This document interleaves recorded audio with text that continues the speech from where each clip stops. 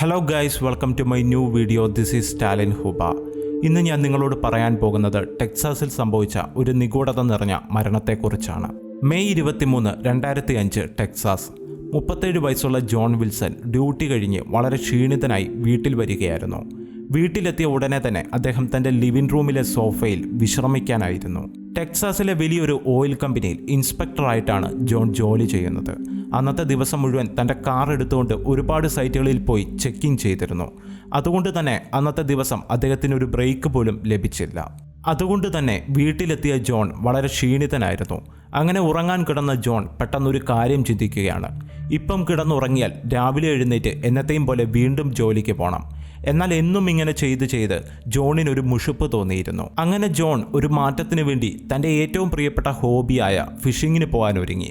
എന്നാൽ അന്ന് ഫിഷിങ്ങിന് പോയ ജോണിനെ കാത്ത് വലിയൊരു അപകടം പതുങ്ങിയിരിക്കുന്നുണ്ടായിരുന്നു. അതെന്താണെന്ന് ഈ വീഡിയോയിലൂടെ കാണാം. Hello guys, welcome back.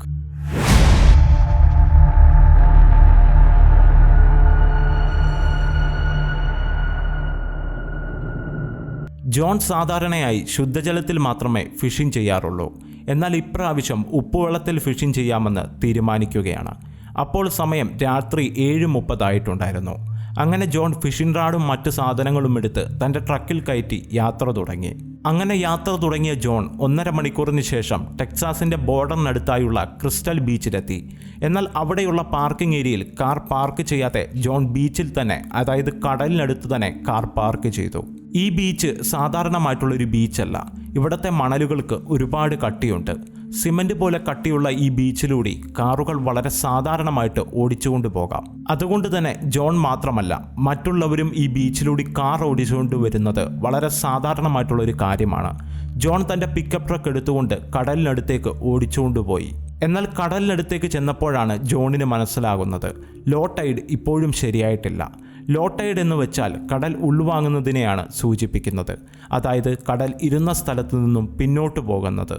ഇങ്ങനെ സംഭവിക്കുമ്പോൾ നമുക്ക് കുറച്ചു ദൂരം കൂടി മുന്നോട്ട് കടലിനടുത്തേക്ക് സഞ്ചരിക്കാൻ സാധിക്കും. അതുപോലെ തന്നെ മറ്റൊന്നാണ് ഹൈ ടൈഡ്. ഹൈ ടൈഡ് എന്ന് വെച്ചാൽ കടൽ അടുത്തേക്ക് കയറി വരുന്നതിനെയാണ് സൂചിപ്പിക്കുന്നത്. അതായത് നമ്മൾ ബീച്ചിൽ മണലിൽ കളിച്ചുകൊണ്ടിരിക്കുന്ന ഭാഗമെല്ലാം ഹൈ ടൈഡ് ആവുമ്പോൾ വെള്ളം കയറി നിറയും. ഇതിനെയാണ് ലോ ടൈഡ്, ഹൈ ടൈഡ് എന്ന് പറയുന്നത്. ഈ പ്രതിഭാസം കടലിൽ മിക്ക സമയത്തും സംഭവിക്കാറുണ്ട്. ജോൺ തൻ്റെ പിക്കപ്പ് ട്രക്ക് കടലിനടുത്തേക്ക് കുറച്ചു ദൂരത്തേക്ക് കൊണ്ടുപോയി. അതേസമയം കടൽ ലോ ടൈഡ് ആവുകയായിരുന്നു. അതായത് കടൽ ഉൾവാങ്ങിക്കൊണ്ടിരിക്കുകയായിരുന്നു. ജോൺ തൻ്റെ പിക്കപ്പ് ട്രക്ക് സർഫ് സോൺ എന്ന ഒരു സ്ഥലത്ത് നിർത്തി. സർഫ് സോൺ എന്നാൽ കടൽ ഹൈ ടൈഡ് ആകുമ്പോൾ ആ ഭാഗം മുഴുവൻ വെള്ളം കൊണ്ട് നിറയും. എന്നാൽ ജോൺ വണ്ടി സർഫ് സോണിൽ നിർത്തുമ്പോൾ കടൽ ലോ ടൈഡിൽ ഒരുപാട് ദൂരം ഉള്ളിലേക്ക് തള്ളിയായിരുന്നു. ഹൈ ടൈഡ് വരാൻ ഇനിയും ഒരുപാട് സമയമുണ്ട്. അതുവരെ എന്തായാലും കാത്തു നിൽക്കണം. അതുകൊണ്ടാണ് വണ്ടി സർഫ് സോണിൽ നിർത്തിയത്. അങ്ങനെ ജോൺ വണ്ടിയിൽ നിന്നും ഇറങ്ങി തൻ്റെ ഫിഷിംഗ് റാഡ് എടുത്തുകൊണ്ട് കടലിൽ ചെറിയ ആഴത്തിലിറങ്ങി മീൻ പിടിക്കാൻ തുടങ്ങി.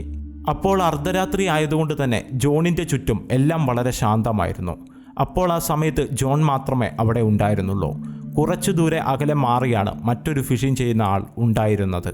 കുറച്ചു നേരം ഫിഷിംഗ് ചെയ്തപ്പോൾ ജോണിന് വളരെ എൻ്റർടൈൻമെൻ്റ് ആയി തോന്നി. എന്നാൽ കുറച്ചു നേരം കഴിഞ്ഞപ്പോൾ ജോൺ ആകെ ക്ഷീണിതനായി മാറി. അങ്ങനെ കടലിൽ നിന്നും മീൻ പിടിച്ചുകൊണ്ടിരിക്കുന്ന ജോണിൻ്റെ ദേഹത്ത് തിരമാലകൾ വന്നടിക്കുവാൻ തുടങ്ങി. ആ സമയത്തും ജോൺ അവിടെ നിന്നുകൊണ്ട് മീൻ പിടിക്കുകയായിരുന്നു. മാത്രമല്ല അന്നത്തെ ദിവസം അദ്ദേഹം ഒരുപാട് നേരം ജോലി ചെയ്തതിൻ്റെ ക്ഷീണം അദ്ദേഹത്തിൻ്റെ ശരീരത്തുണ്ടായിരുന്നു. ഇതെല്ലാം മൂലം ജോൺ ആകെ അസ്വസ്ഥനായിരുന്നു. അപ്പോൾ ജോൺ ഒരു കാര്യം തീരുമാനിച്ചു. വീട്ടിലേക്ക് തിരിച്ചു പോകുന്നതിന് മുമ്പ് ഒരു നാപ്പ് എടുത്തേക്കാം. അതായത് വീട്ടിലേക്ക് തിരിച്ചു പോകുന്നതിന് മുമ്പ് ഇവിടെ ഇരുന്ന് കുറച്ചു നേരം ഉറങ്ങാമെന്ന്. അങ്ങനെ ജോൺ സർഫ് സോണിൽ നിന്നും തൻ്റെ ഫിഷിംഗ് റാഡ് എടുത്തുകൊണ്ട് വണ്ടിയുടെ അടുത്തേക്ക് വന്നു. ഫിഷിംഗ് റാഡ് വണ്ടിയിൽ വെച്ചതിന് ശേഷം ജോൺ തൻ്റെ വണ്ടിയുടെ അടിയിലേക്ക് ഇഴഞ്ഞു കയറി അതിനടിയിൽ കിടന്ന് ഉറങ്ങാൻ തുടങ്ങി. അങ്ങനെ അന്നത്തെ ദിവസം കടന്നുപോയി. പിറ്റേന്ന് രാവിലെ ക്രിസ്റ്റൽ ബീച്ചിൻ്റെ അടുത്തുകൂടെ നടക്കാനിറങ്ങിയ ഒരു വ്യക്തി കടൽക്കരയിലിരുന്ന് കാഴ്ചകൾ കണ്ടുകൊണ്ടിരിക്കുമായിരുന്നു. അപ്പോഴാണ് പാതി മുങ്ങിയൊരു വണ്ടി ബീച്ചിൻ്റെ സർഫ് സോണിൽ ആ വ്യക്തി കാണുന്നത്.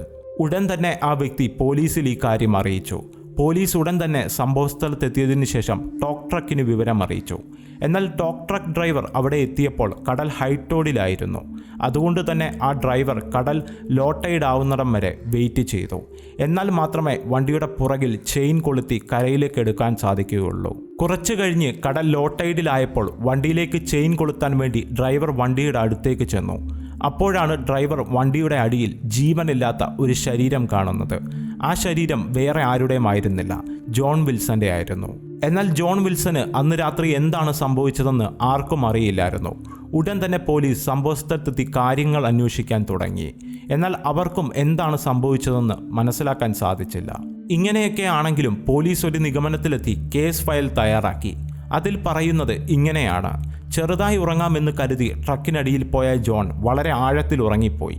ഇതുമൂലം എഴുന്നേൽക്കാൻ സാധിച്ചില്ല എന്ന് മാത്രമല്ല, അധിക നേരം ഉറങ്ങുകയും ചെയ്തു. ഉറങ്ങിയ സമയത്ത് ബീച്ചിലെ മണൽ വളരെ കട്ടിയുള്ളതാണെങ്കിലും കുറച്ചു നേരം കഴിഞ്ഞ് വണ്ടിയുടെ ഭാരം മണലിന് താങ്ങാൻ സാധിക്കാതെ മണൽ പൊടിഞ്ഞ് വണ്ടി മണലിലേക്ക് ആഴ്ന്നിറങ്ങി.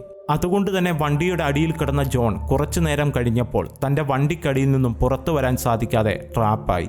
അതായത് വലത്തോട്ടോ ഇടത്തോട്ടോ മുമ്പോട്ടോ പിമ്പോട്ടോ എങ്ങും അനങ്ങാൻ സാധിക്കാതെ തൻ്റെ വണ്ടിക്കടിയിൽ തന്നെ അമങ്ങിപ്പോയി. ഇതുമൂലം 2 രീതിയിലായിരിക്കും ജോൺ മരണപ്പെട്ടത്. ഒന്ന്, വണ്ടിയുടെ ഭാരം താങ്ങാനാവാതെ ശ്വാസം മുട്ടി. 2, വണ്ടിയും മണലും ചേർന്ന് ജോണിന് വെളിയിൽ വരാൻ സാധിക്കാതെ വണ്ടിക്കടിയിൽ തന്നെ ട്രാപ്പായേക്കാം. എന്നാൽ ഇതുമൂലം ജോൺ മരണപ്പെട്ടിട്ടുണ്ടാവില്ല. പകരം ആ സമയത്ത് വെളിയിൽ വരാൻ ശ്രമിച്ചുകൊണ്ടിരുന്നപ്പോൾ കടൽ വെള്ളം ഉള്ളിലേക്ക് വന്ന് അതിൽപ്പെട്ട് മരണപ്പെട്ടേക്കാം. ഇങ്ങനെയൊക്കെ ആണെങ്കിലും ജോണിൻ്റെ അവസാന നിമിഷങ്ങളിൽ വളരെ കൊടൂരമായിട്ടും ടോർച്ചർ അനുഭവിച്ചുമായിരിക്കും ജോൺ മരണപ്പെട്ടിട്ടുണ്ടാവുക. ഈ 2 സാധ്യതകളല്ലാതെ മറ്റൊരുപാട് സാധ്യതകൾ ഇൻ്റർനെറ്റിൽ ഈ കേസിനെ പറ്റി സെർച്ച് ചെയ്താൽ നിങ്ങൾക്ക് കാണാൻ സാധിക്കും. എന്നാൽ അതിനൊന്നും വ്യക്തമായ തെളിവുകളില്ല. നിങ്ങൾക്കെന്താണ് തോന്നുന്നത്?